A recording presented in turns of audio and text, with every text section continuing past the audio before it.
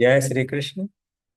इस सत्र में हम पिछले सत्र के अध्ययन को जारी रखेंगे, जिसमें कबीर के उन दोहों का हम अध्ययन कर रहे थे जिसमें उन्होंने गुरु की महत्ता को वर्णित किया है। तो हम शुरू करते हैं। प्रेमी ढूंढत मैं फिरूं, प्रेमी मिले न कोई। प्रेमी सो प्रेमी मिले, विष से अमृत हो। कबीरा, विष से अमृत हो। तो कबीर में परमपिता परमात्मा के ज्ञान को, तत्व ज्ञान को प्राप्त करने की बहुत ही तीव्र अभिलाषा है, और इस ज्ञान की प्राप्ति के लिए वो गुरु की तलाश कर रहे हैं, और उन्हें गुरु मिलना मुश्किल हो रहा है। प्रेमी मिले ना कोई। फिर वो कहते हैं कि अगर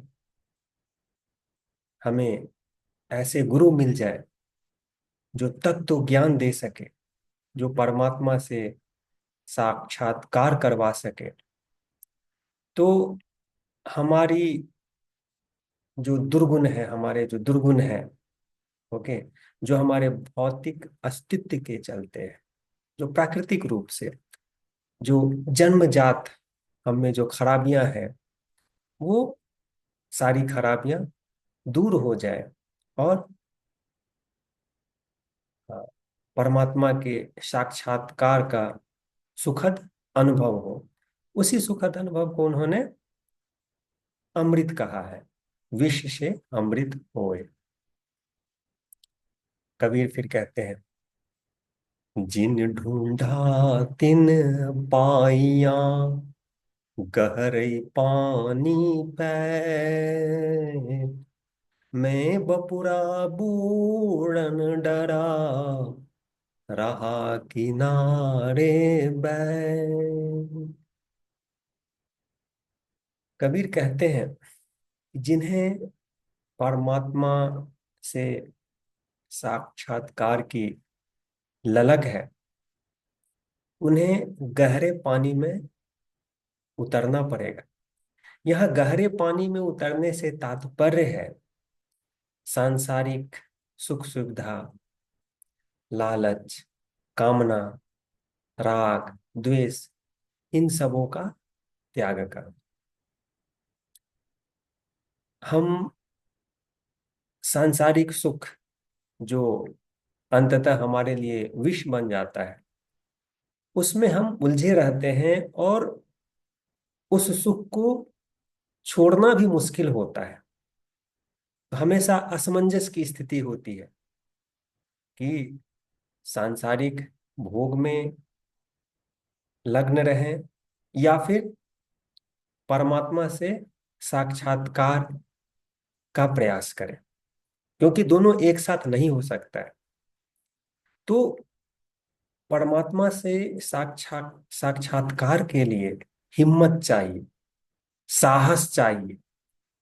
तो कबीर कहते हैं, और जब साक्षात्कार होता है, जब परमात्मा से साक्षात्कार होता है, जब हम तत्व ज्ञान को समझते हैं, तो ये ज्ञान रतन के समान है।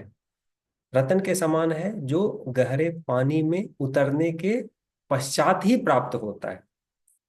तो हमें सांसारिक सुख सुविधा छोड़ना भी मुश्किल होता है। सबों में वो साहस नहीं हो सकता है कि वो सांसारिक सुख सुविधा को छोड़ दे और उन क्रियाओं में लीन हो जाए जिससे परमात्मा के साथ साक्षात्कार हो सके। इसीलिए कहते हैं कबीर कि मैं बपुरा बूढ़न डरा, मैं डर रहा हूं, मुझ में उतनी साहस नहीं है कि मैं इस गहरे पानी में उतर के रतन को प्राप्त कर सकूं। यह रतन से तात्पर्य तात्पर्य परमात्मा से साक्षात्कार है। हिम्मत चाहिए, साहस चाहिए, ये सांसारिक सुख सुविधा को छोड़ने छोड़ने की हिम्मत चाहिए।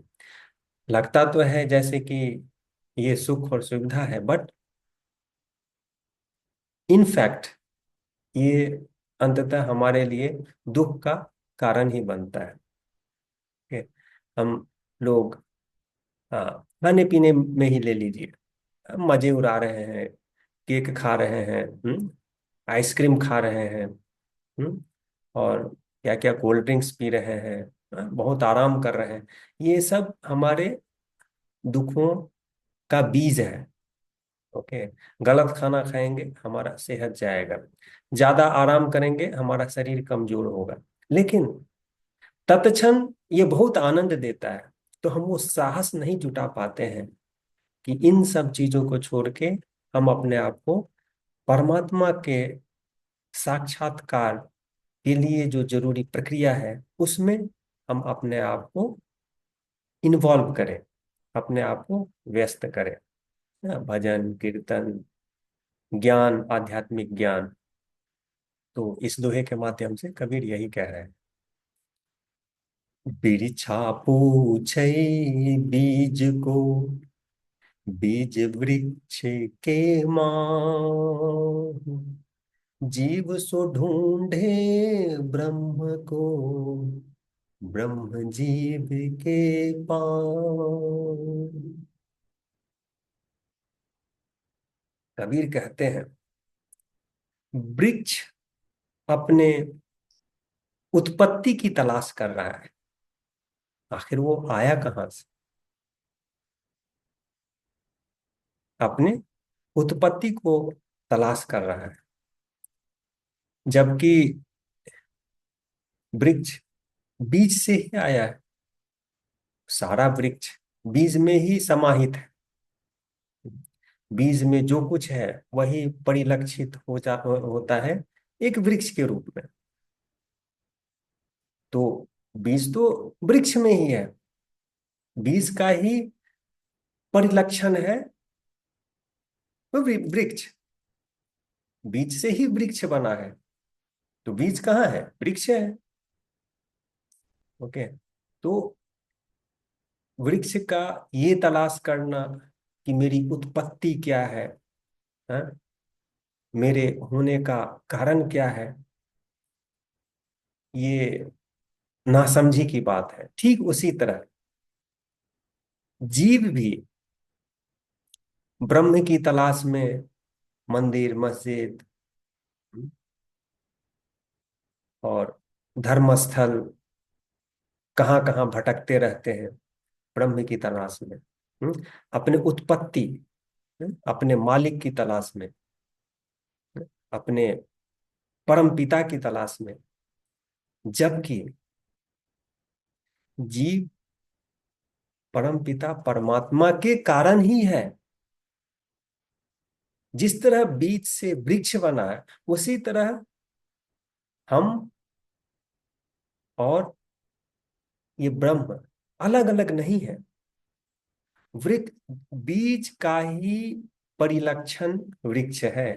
ठीक उसी तरह ब्रह्म का ही परिलक्षण हम जीव हैं।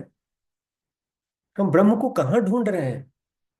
वो मंदिर में मस्जिद में धर्मस्थल पे नहीं मिलने वाले हैं। तो इस दोहे के माध्यम से कबीर यही बता रहे हैं। फिर कबीर कहते हैं गुरु तो ऐसा चाहिए, शीश सो कछु न ले, शीश तो ऐसा चाहिए, गुरु को सब कुछ दे। कबीर कहते हैं सच्ची गुरु वही है जिन्हें अपने शिष्य से कोई कामना नहीं है। गुरु तत्व ज्ञान देते हैं कामना रहित होकर। उनका कामना तो पहले ही मर चुका है। जो सच्चे गुरु हैं उनमें कामना शून्य मात्र भी नहीं होता है, कामना रहित। तो कबीर बोल रहे हैं कि गुरु ऐसे होने चाहिए जिन्हें अपने शिष्य से कोई आशा न हो। और फिर कहते हैं शिष्य ऐसा होना चाहिए जो गुरु के लिए सब कुछ न्योछावर करने को तैयार हो।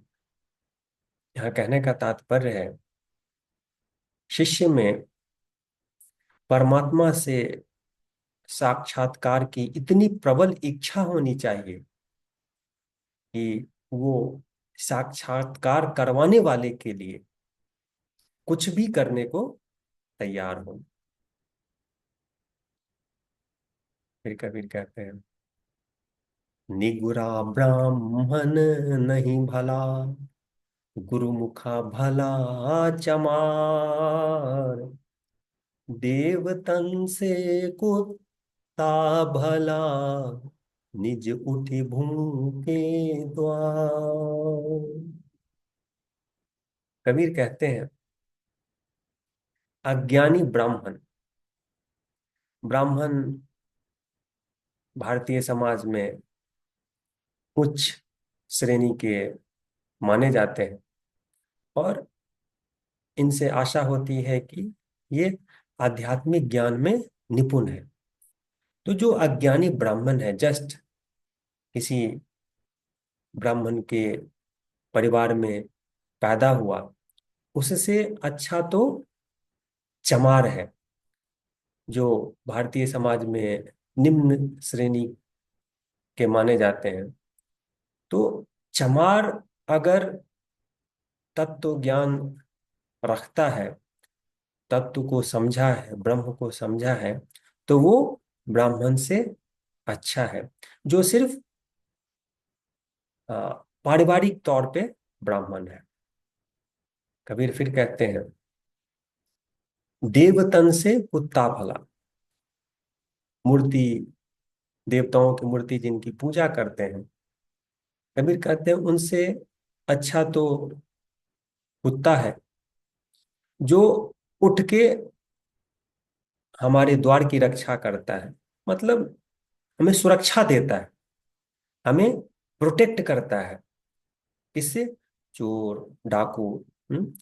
तो जैसे ही चोर डाकू का खतरा हो, कुत्ते को एहसास होता है कि चोर डाकू हमारे मालिक पे हमला करने वाला है, नुकसान पहुंचाने वाला है, वो खुद से जाग के जोर जोर से भूखने लगता है। तो कबीर यहाँ मूर्ति पूजा का एक तरह से अ, विरोध कर रहे हैं और तत्व को समझने पे जोर दे रहे हैं। ओके, जो सच्चे गुरु से ही संभव है। तो इन दोहों में कबीर ने गुरु की महत्ता को बहुत अच्छे से दर्शाया है। साथ ही साथ उन्होंने ब्रह्म को, ब्रह्म के विषय में समझाने का भी कुछ प्रयास किया है। हम अगले सत्र में किसी कबीर द्वारा लिखित दोहे जो किसी और विषय से संबंधित है का अध्ययन करेंगे और अपने आप को कृतार्थ करेंगे। कबीर जैसा मैं जैसा मैंने पिछले सत्रों में कहा है, कबीर जैसा साधु हुआ नहीं। तो कबीर के दोहों को अध्ययन करके हम कृतार्थ हो जाएंगे। So let's continue with it, keep watching. Thank you very much.